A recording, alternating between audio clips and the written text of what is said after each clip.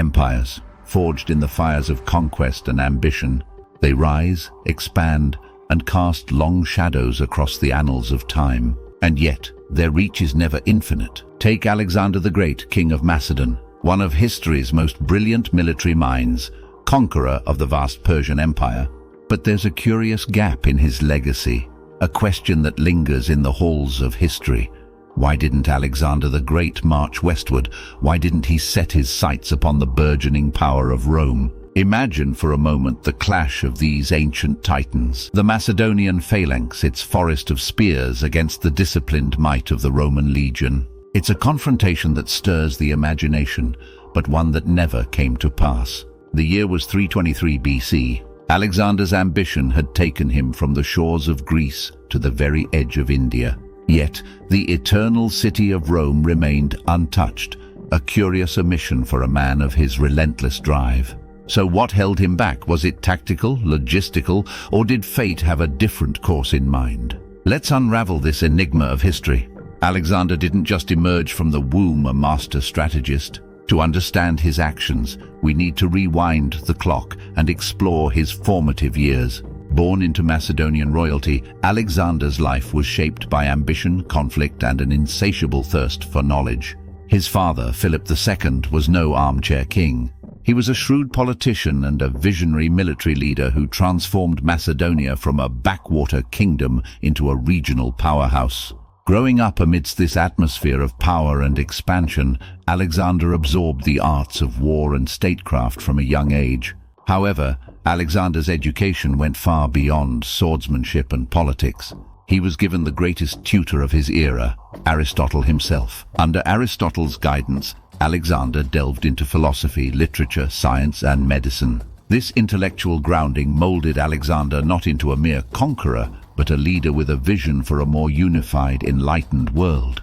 It was a volatile crucible that forged Alexander. Inheriting the throne at the age of 20 after his father's assassination, he faced immediate challenges both internally and from neighboring powers. With swift and often brutal action, he consolidated his rule, demonstrating a blend of cunning strategy and raw courage that would become his hallmark. With his position solidified, Alexander turned his eyes to a prize that had tantalized the Greek world for centuries, the mighty Persian Empire. It was a decision rooted in his upbringing, in the ambition instilled by his father, and in the belief, nurtured by Aristotle, that he could reshape the known world in a Grecian image. Alexander's conquests weren't simply about territory. They were about fulfilling his grand ambitions, a vision born in the shadow of Mount Olympus and fueled by a desire for a legacy unlike any other. It's this vital backdrop that helps us understand why a relatively insignificant Rome may have been far from his primary focus. Historians have debated for centuries why Alexander the Great, after carving a colossal empire from Greece to India, never turned his gaze westward towards the rising power of Rome. Let's delve into the tapestry of possibilities, each thread potentially explaining this historical enigma.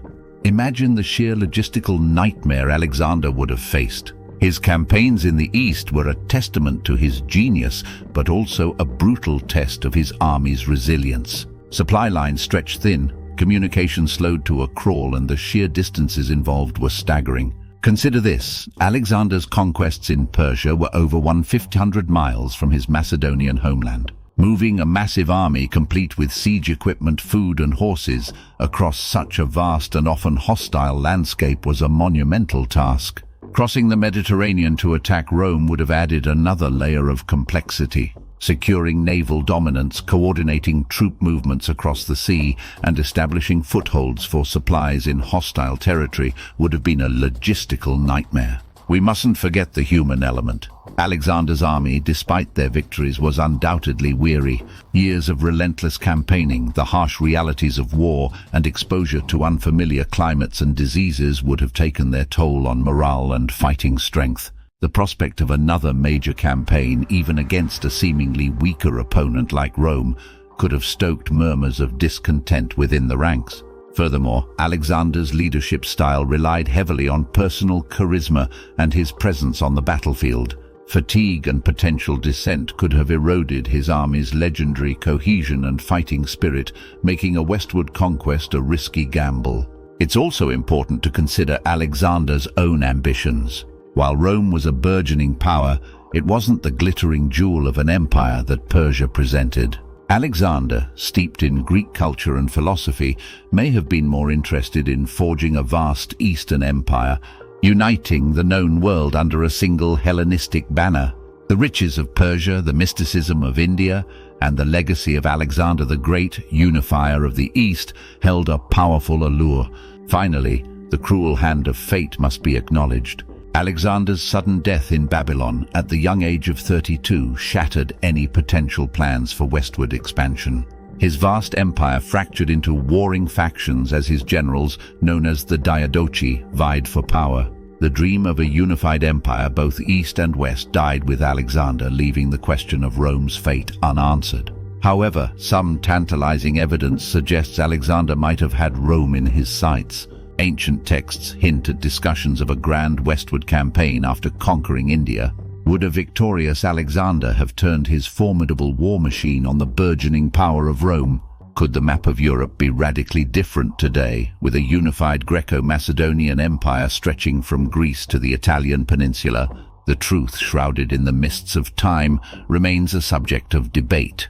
But one thing is certain: Alexander the Great's decision to focus his energies on the East left a lasting impact on the course of history. Rome, unchallenged by the Macedonian juggernaut, was free to forge its own destiny, eventually rising to become a dominant force in the ancient world. Alexander the Great's decision not to conquer Rome, whether intentional or dictated by circumstance, had a profound impact on the course of history. Rome, unshackled from a potential Macedonian rival, grew into a vast and indomitable empire, leaving an enduring legacy that shaped Western civilization, law, and culture. Imagine for a moment the ripple effects had history taken a different turn. What if that epic clash between the Macedonian phalanx and the Roman legion had indeed occurred?